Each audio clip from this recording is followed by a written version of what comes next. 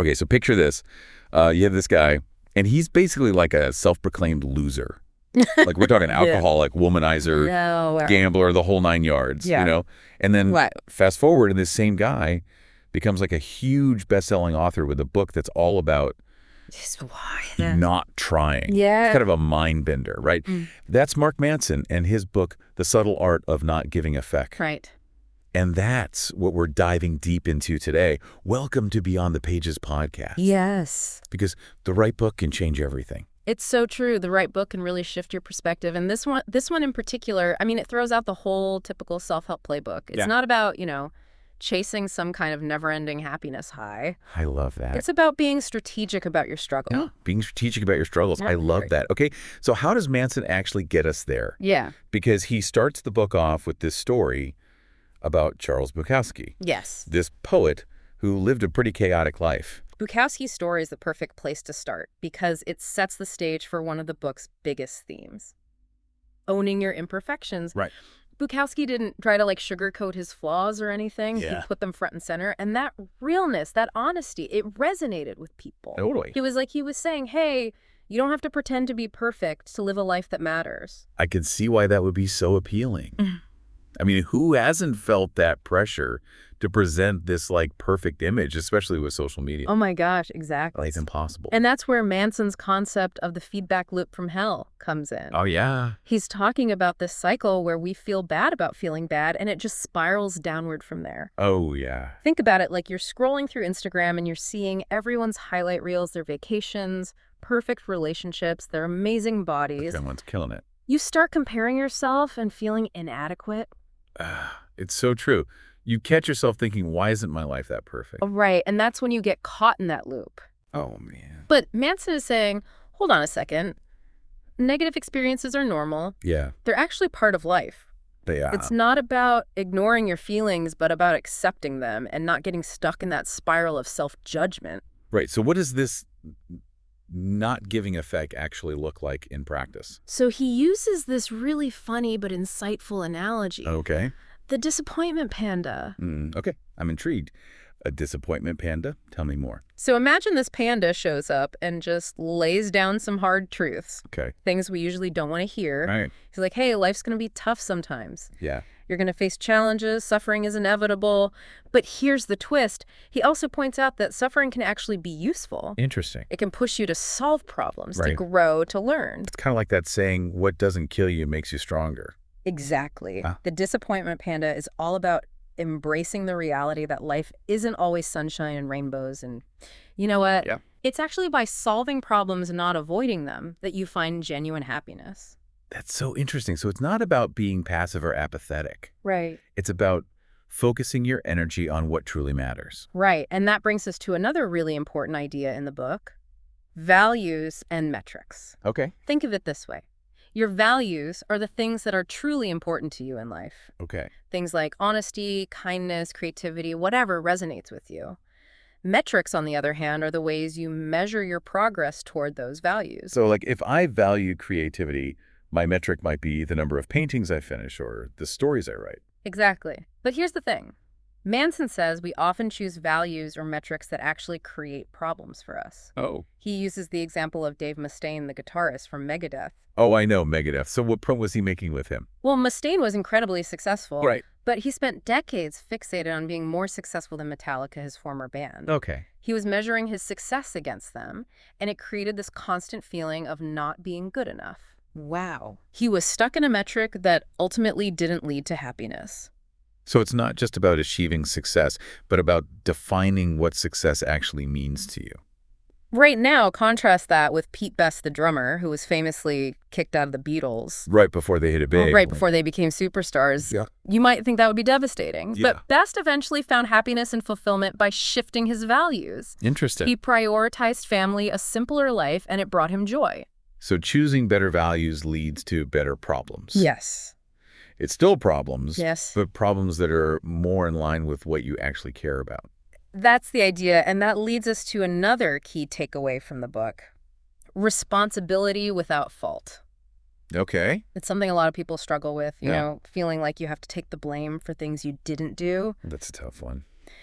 It is. So how does Manson approach it? Yeah. How does he approach it? He uses his own experience of going through a painful breakup as an example. It wasn't about pointing fingers or blaming his ex. Right. It was about him taking responsibility for his own emotions, learning from the experience, and using it as an opportunity to grow. So instead of getting stuck in the why me mindset, you shift your focus to, okay, what can I learn from this? Exactly. And this is where Manson brings up the idea of victimhood chic. Okay. You see this a lot these days. Yeah. Where it's almost fashionable to play the victim. Right. But Manson argues that while it might feel good in the moment, it prevents you from addressing your own issues and moving forward. So taking responsibility is about owning your choices and your responses to situations. Yes. It's not about assigning blame. Exactly. It's about recognizing that you have agency. Right. You have power, even in difficult circumstances. That makes sense. And that leads us to another mind-blowing part of the book, how our beliefs, even our memories, can be flawed. Wait, what? Our memories can be wrong. Oh, yeah. Manson describes this experiment where people are put in a room with a bunch of buttons, and they're told that if they press the buttons in a certain sequence, a light will flash. But the catch is the light is completely random. Oh, wow. There's no actual code. So people were just pressing buttons randomly? Well, at first, but then they'd start noticing patterns, even though they were totally random. Really? They'd be like, okay, if I press this button twice, then that one, once the light flashes, they'd develop these whole elaborate theories, convinced they'd figured it out. Wow, that's wild. Mm-hmm. So our brains are basically hardwired to find meaning and patterns even where there are none. That's right. And it's not just about buttons and lights. Manson shares this story about a woman named Meredith who developed a false memory of being abused by her father. Wow. It turned out that this memory was heavily influenced by the therapies she was undergoing, the cultural narratives around child abuse at the time, and her own personal experiences. That's scary. So even our deeply held beliefs, our memories can be unreliable. It's a bit unsettling, right? But it's also an incredibly important insight. It means we need to be willing to question our own beliefs. Yeah. To be open to the possibility that we might be wrong. We all have biases and blind spots. So instead of clinging to certainty, we should embrace a little bit of uncertainty. Exactly. It's in those moments of, I don't know, that real growth and learning can happen. So what you're saying is it's okay to question everything, even our own memories. Within reason, of course. Right. It's not about doubting everything you experience. It's more about being open to different perspectives, to considering the possibility that your interpretation of events might not be the whole story. Right. And you know what? That openness, that willingness to be wrong, it's incredibly empowering. I can see that. Okay, so we're back and we're ready to jump into this second half of the subtle art of not giving a feck. Yeah. You know, one thing that really stood out to me in that first half was how Manson uses storytelling to make these sometimes complex ideas really relatable. It's like he weaves in personal anecdotes, pop culture references, even historical figures. It's like a masterclass in making philosophy engaging. He's a master storyteller for sure. And it's that ability to connect with readers on a personal level that I think has made this book so popular. Absolutely. Yeah. So what's next on our journey through the subtle art? Well, let's talk about Manson's take on relationships. Yep. He has this whole chapter where he dives into what it means to have healthy boundaries and how to build stronger connections. And get this. He uses the classic story of Romeo and Juliet to illustrate his point.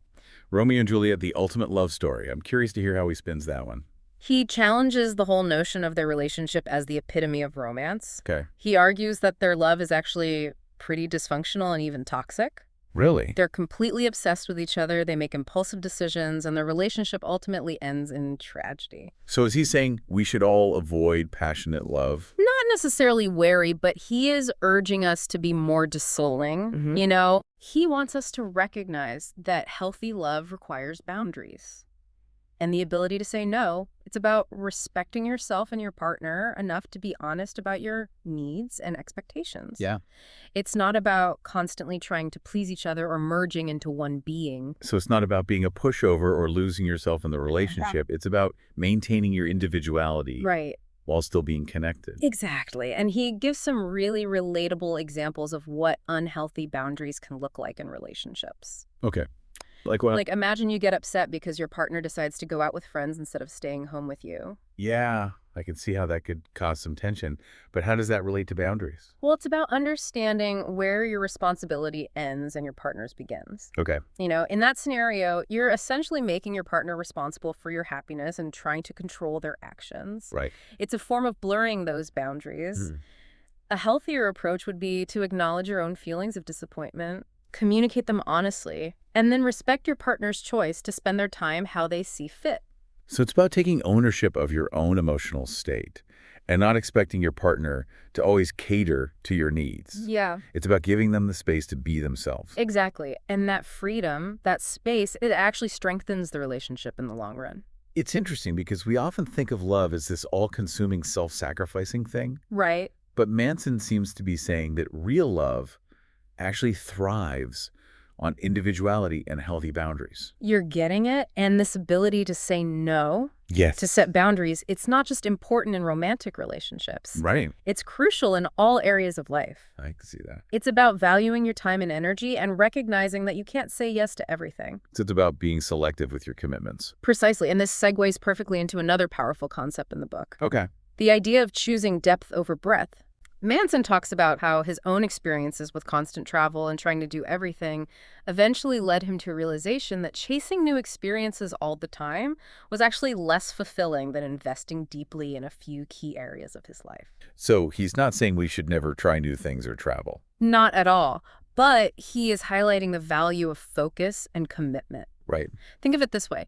You could dabble in a bunch of different hobbies, or you could dedicate yourself to mastering one. Yeah. Both are valid choices, but they lead to different outcomes. Yeah, it's like the difference between being a jack of all trades but master of none versus really excelling in one specific area. That's a great analogy, and the choice of which path to take really boils down to your values and what you find truly fulfilling.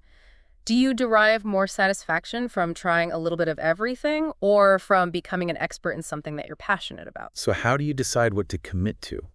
It feels like there are so many options and it's easy to get overwhelmed. That's where your values come in again. Ask yourself, what brings you joy?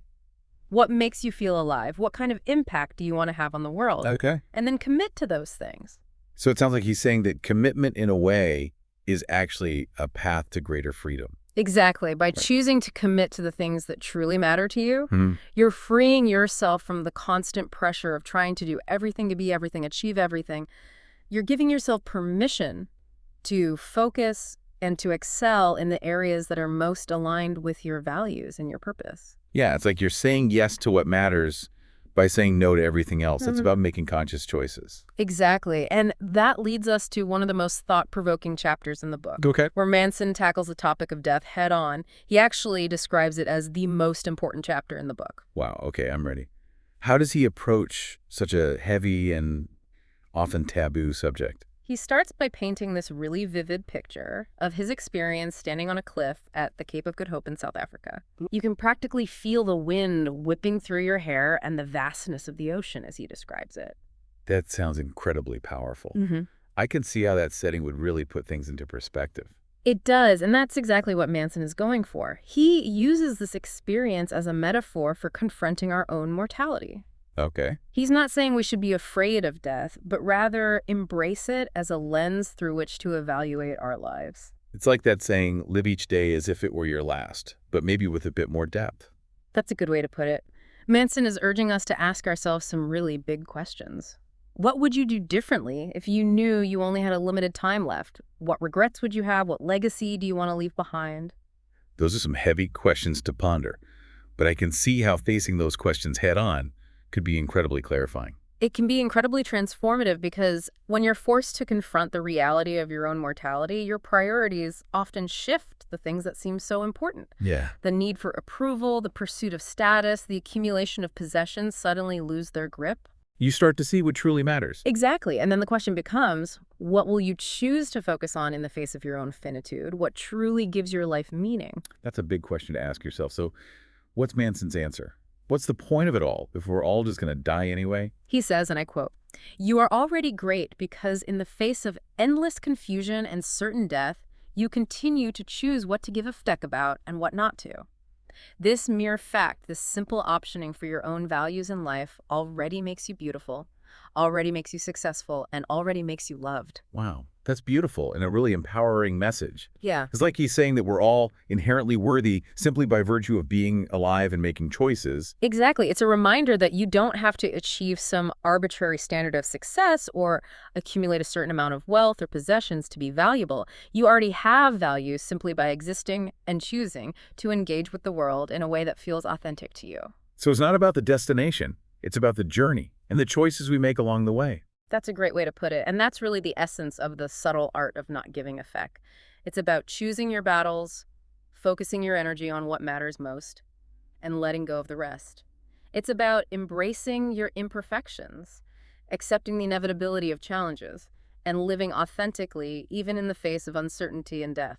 You know, after exploring all of these themes, I'm starting to see this book less as a guide to apathy and more as a roadmap to living a more intentional and meaningful life. That's a perfect way to describe it. It's about figuring out what truly matters to you and then having the courage to pursue those things, even if it means going against the grain of what society tells you should care about. And in a world that's constantly bombarding us with messages about what we should do and achieve, that message of choosing your own path is incredibly liberating. It is. It's about reclaiming your power and defining success on your own terms, and that's what makes this book so impactful even years after its initial release. I'm definitely starting to see why this book has resonated with so many people. It's honest, it's funny, and it offers a refreshingly different perspective on how to navigate the complexities of modern life. It does. It's not afraid to tackle difficult topics, and it does so with a healthy dose of humor and self-awareness. So we've covered a lot of ground in this deep dive, but I feel like there's still so much more to unpack. There is. Manson touches on so many thought-provoking ideas, from the importance of questioning everything you think you know to the power of embracing uncertainty. And he shares some amazing stories along the way, like that one about the guy who climbed Mount Everest. Oh, yeah. I want to hear about that, but I think we'll have to save that for the next part of our deep dive. Stay tuned because we're just getting started. Okay, so we're back. And, you know, after spending all this time with the subtle art of not giving a feck, it's really like made me rethink some of my own ideas about success and happiness. It is interesting, isn't it? It's like Manson is giving us permission to just let go of all that pressure to be perfect. I think so. And to, like, achieve all the things. Right. He's saying, hey, look, life is messy. Right. You're going to screw up.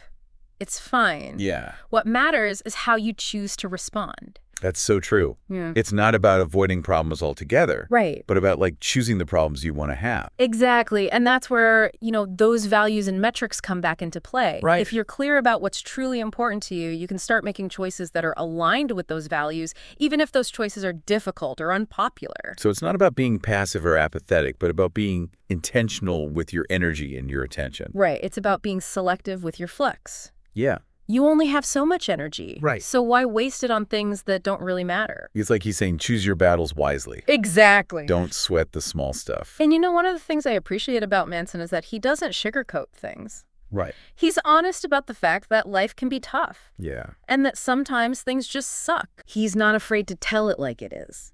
He's like that friend who gives you the tough love you need to hear. Yes. Even when you don't want to hear it. Exactly. He doesn't offer any quick fixes or easy answers. Right. Instead, he encourages us to embrace the messiness of life and to find meaning and purpose in our struggles. So who do you think should read this book? Who would benefit most from this subtle art of not giving a feck? Honestly, I think this book had something to offer just about everyone, but I think it's especially relevant for people who are feeling overwhelmed by all the pressures of modern life. Sure. For those who are constantly striving for perfection. Yeah. For those who are always trying to please others. That's a good point. This book is really about defining success on your own terms. It is. It's about letting go of those external expectations and figuring out what truly matters to you. It's about embracing your imperfections, accepting that life isn't always going to be easy, right, and finding the courage to live authentically. That's a great way to put it. And, you know, even though the title might sound a bit provocative. Yeah. I think this book is ultimately a message of hope and empowerment. I agree. It's about taking ownership of your life, choosing your battles wisely, and finding joy in the midst of all the inevitable chaos. Right. It's about giving yourself permission to not give a feck about the things that don't serve you. Yeah. So you can really focus your energy on the things that do. Well, I think we've covered just about everything in our deep dive into The Subtle Art of Not Giving a Feck by Mark Manson. It's been a thought-provoking and insightful journey, to say the least. It really has. This book challenges you to think differently about life and what it means to be successful and happy. Absolutely. And if you haven't read it yet, we highly recommend adding it to your list. Yes, you won't regret it. And for those of you who have read it, we'd love to hear your thoughts. What resonated with you most? What's one feck you're ready to stop giving and one you're going to embrace more fully? Yes, let us know in the comments. We love hearing from you. Yeah. And remember, the right book can change everything. That's so true. Thanks for joining us on this deep dive into the subtle art of not giving a feck. We hope you found it insightful and maybe even a little bit life-changing. Yes. Don't forget to subscribe to Beyond the Pages for more thought-provoking discussions on books that matter. That's right. And be sure to share this episode with a friend who might need to hear this message. And as always, keep exploring, keep questioning, and keep choosing what you give a feck about. Thanks for listening.